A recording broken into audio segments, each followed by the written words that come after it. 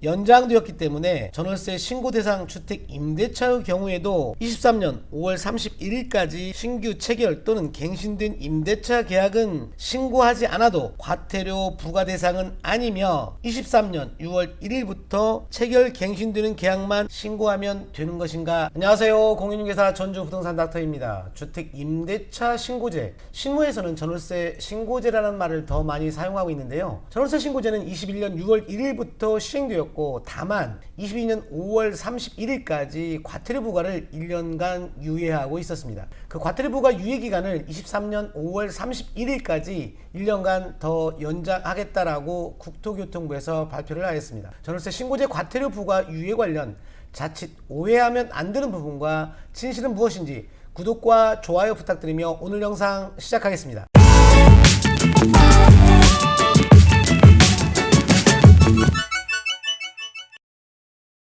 현 정부 출범 이후 주택 임대차 3법이라 칭하는 계약갱신 요구권, 전월세 상한제, 전월세 신고제 관련 갑론 을박 말들이 많습니다.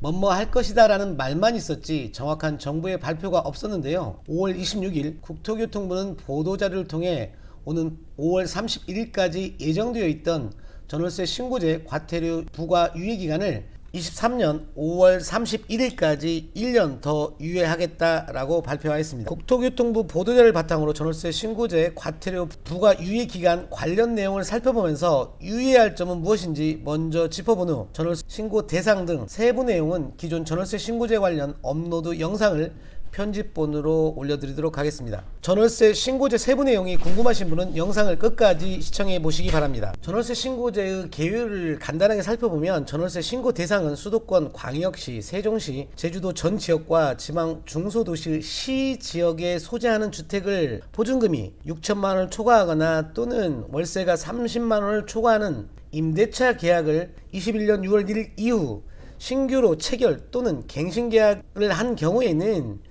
계약 체결일로부터 30일 이내에 주택 소재지를 관할하는 주민센터를 직접 방문하거나 또는 부동산 거래 관리 시스템을 통해 온라인으로 신고해야 한다라는 내용입니다. 물론 의무이다 보니 거짓 신고나 미신고한 경우 최대 100만 원의 과태료도 부과됩니다.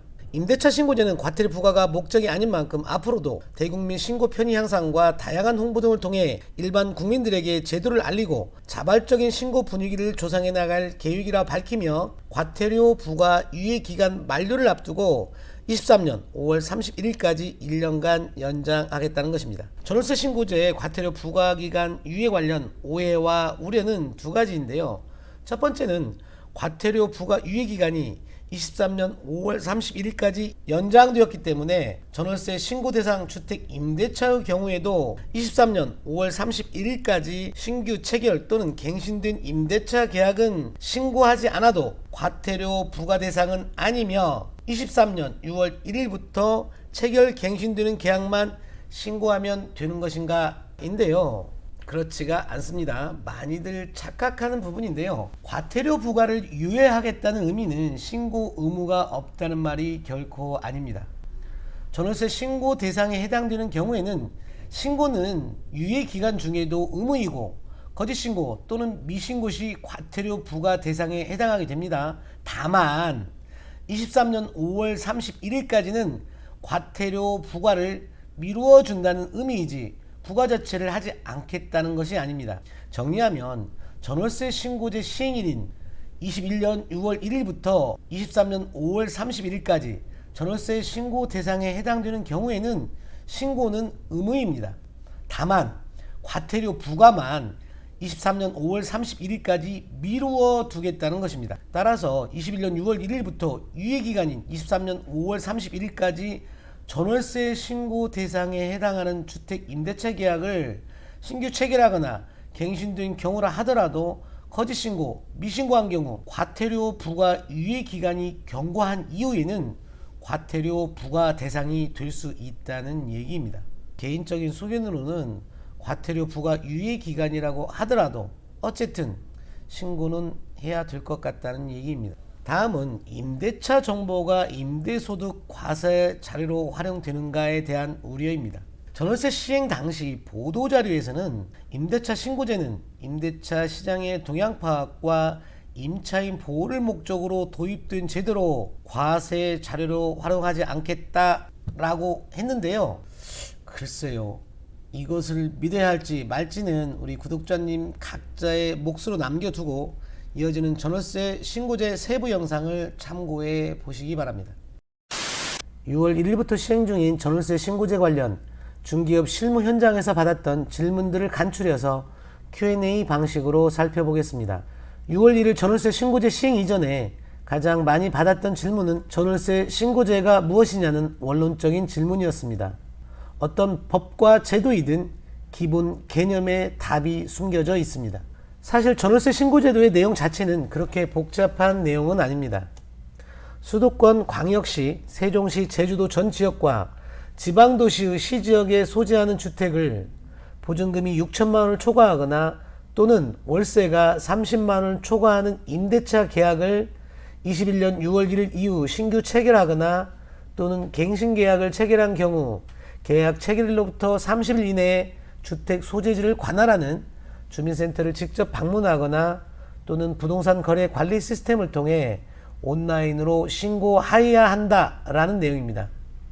물론 의무이다 보니 거짓 신고나 미신고의 경우 최대 100만 원의 과태료도 부과하고 있습니다. 정리하면 지역과 금액 기준에 해당되는 주택 임대차 계약을 21년 6월 1일 이후에 체결하는 경우 매매거래 신고처럼 주택 임대차도 의무적으로 신고하라는 내용입니다.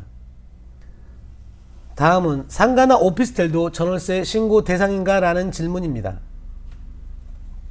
전월세 신고 제도에서의 주택은 주택임대차보호법상의 주택이라고 명시되어 있습니다.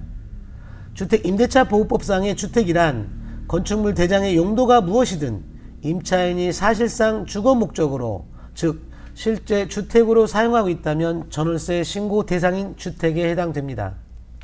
따라서 상가나 오피스텔이 실제 주택으로 사용되거나 또는 임대차 계약 체결 목적이 주거용이라면 신고 대상으로 전월세 신고를 해야 합니다. 그렇다면 임대차 기간이 짧은 일시적인 단기 주택 임대차의 경우에도 신고를 해야 하는가 여부입니다. 단기 임대차의 경우 원칙은 전월세 신고 제도 지역 기준이나 금액 기준에 해당되면 신고 대상입니다. 다만 전입 신고가 되어 있는 거주지가 별도로 있고 일시적 출장이나 제주 한 달 살아보기 체험처럼 다른 사정에 의해 일시적 거주가 명확한 단기 주택 임대차의 경우에는 신고할 필요가 없습니다. 보증금 6천만 원에 월세 30만 원의 주택 임대차도 전월세 신고 대상인가라는 질문입니다. 전월세 신고제는 보증금이 6천만 원을 초과하거나 또는 월세가 30만 원을 초과하는 경우, 즉 보증금이나 월세 중 하나라도 금액 기준을 초과하게 되면 신고 대상이 됩니다. 따라서 보증금 6천만 원에 월세 30만 원 주택 임대차는 둘 다 금액 기준을 초과하지 않았기 때문에 전월세 신고 대상이 아닙니다.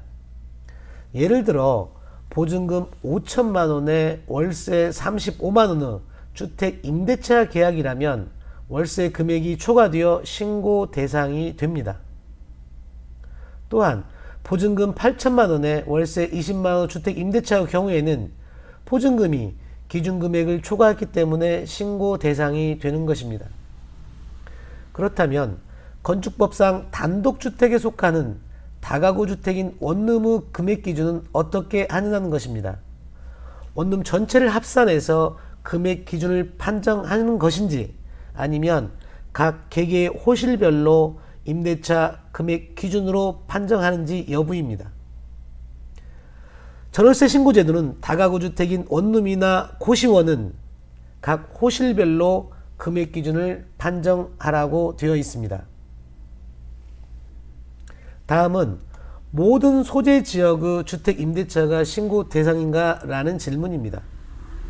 앞서 언급했던 것처럼 수도권, 서울, 경기, 인천 전역입니다.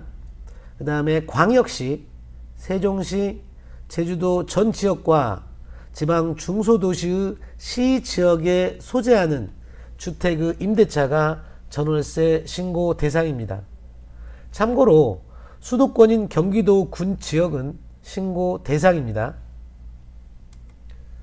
현재 존속 중인 임대차 계약도 6월 1일 이후에는 무조건 신고해야 하는가 여부입니다. 전월세 신고 대상은 21년 6월 1일 이후로 신규 체결하거나 또는 갱신되는 계약으로 지역과 금액 기준에 해당되는 주택 임대차 계약입니다. 따라서 계약 체결일이 6월 1일 전이라면 신고 대상에서 제외됩니다. 임대차 계약의 갱신 형태는 임차인이 계약갱신 요구에 의해서 갱신되거나 또는 계약기간이 만료되어 당사자 간의 합의로 재계약하는 경우, 임대인과 임차인이 별도 의사표시를 하지 않아 계약기간 만료 후 전 임대차와 동일하게 갱신된 것으로 간주하는 묵시적 갱신이 있습니다. 이처럼 갱신되는 계약이 전 임대차와 동일하게 임대료 변동 없이 기간만 연장되었다면 전월세 신고 대상에서 제외됩니다. 예를 들어 보증금 1억 원에 월세 100만 원인 주택 임대차가 계약기간 만료로 인해 21년 6월 1일 이후 재계약을 했다고 하더라도 이전 임대차 계약의 보증금이나 월세 금액의 변동 없이 기간만 연장되었다면 전월세 신고 대상이 아니기 때문에 신고할 필요가 없다는 것입니다. 따라서 전 임대차와 동일한 조건으로 갱신이 간주하는 묵시적 갱신 후 주택 임대차는 전월세 신고 대상이 아닙니다.